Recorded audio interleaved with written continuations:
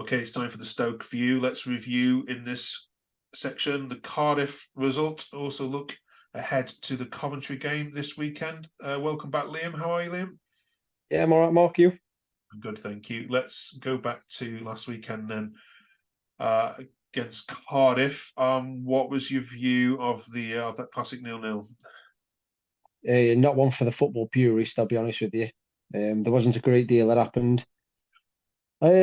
I was expecting a tough game. Cardiff have been doing really well. I said I was impressed by him. I think we just edged the first half, probably, and I mean, just there wasn't a great deal that happened. Cardiff were by far the better team second half. But you know, I thought it'd be close. Both good defensively. Both teams were pretty solid. We were just really sloppy with the ball. Didn't really create anything. Is it was it one of those games that you probably would have lost Yeah, last season? yeah, without a doubt. That's one of the first things Alex Neil came out and said. He said you could tell it's one of the games we would have lost last year. And I think it was just two game teams. Cardiff were up for it, we were up for it, who just kind of nullified each other, cancelled each other out. And I think with the run we've been on and with where they are now, probably not expected to be there at the start of the season, both come out happy with a point. Yeah. I think.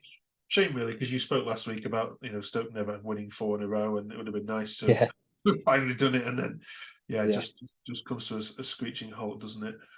Just walk me through the Rose McNally partnership, because I've been reading a lot in Stoke press and on Twitter about just how good this pairing is, and in fact, it could be down as one of the best in the Championship at the moment.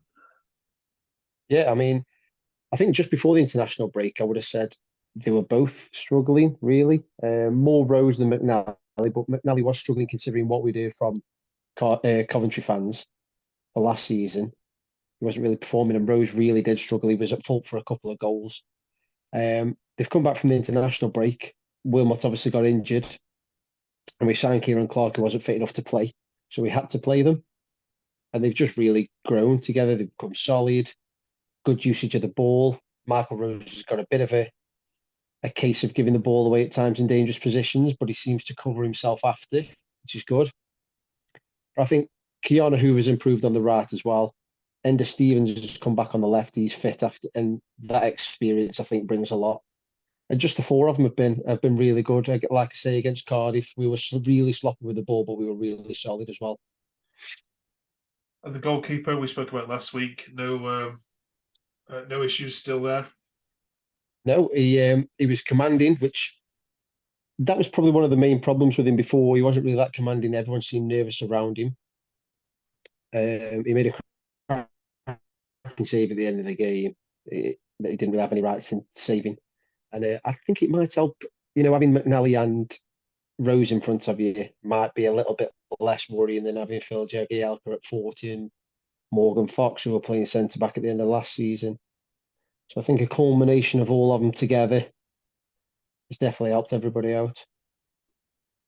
Stoke fixtures when we come back after the international break for me are quite interesting. You've got home games against Blackburn, Sheffield Wednesday, and Swansea, and you've got a couple of away trips to QPR and to Plymouth, sandwiched in between them. So you don't actually play anyone, as we mentioned last week, anyone in the top five for a long time now. So this is potentially starting with Coventry. Potentially a nice bit of a run again that you can go on, isn't it? It is. Like I said to you last week, we tend to play better against the higher teams in the league. We're still struggling, and we have done for a couple of years, not just under Alex Neil, but we struggle to break teams down who sit back. So it'll be interesting to see how we get on. I think a lot of Stoke fans seeing Coventry's position are expecting them to sit back, and we're going to struggle against breaking them down. But I've watched them against Huddersfield and West Brom, and they create some chances. Coventry do, like Claudio was saying before. They just don't seem put away. So I think it's going to be quite open, and I think that suits us more than when we play Sheffield Wednesday, maybe, or somebody's going to sit back. We really struggle break them down then. Yeah, it's been a classic game. So get your predictions. Ooh, I think I'm going to go for a 2-1 win. And I think if we pull that off, that'd be 2 goals conceded this month, 2 losses in the last 7 games, and that's against Leicester and Southampton. Can't knock it. So I'm going to be bold. 2-1. Fingers crossed. Excellent. And we did speak about Vale last week. A word on the Valiants and their nice quarterfinal draw. And I wish them good luck for the end of December. No jealousy at all. To be fair, I was kind of hoping that they're going to. It sounds harsh to say to Borough, but a big team at home, would have done them good to get one of the big boys. But I suppose you can look at it as they've got more chance of beating Borough at home than they have any of the others. So, kind of wish them luck, kind of not. And this is if they beat Borough, that's probably as far as they're going to go. So fair enough, you can't really knock that. Yeah, they'll remind you of it for years to come if they get to. Oh yeah. They remind us that we got relegated from the Premier League. I don't know why that's a big boast, but they remind us enough. So, right. Cheers for coming on, Liam. We'll catch you in a couple of weeks. Cheers, fella. Yeah. Cheers, Mark. Thank you.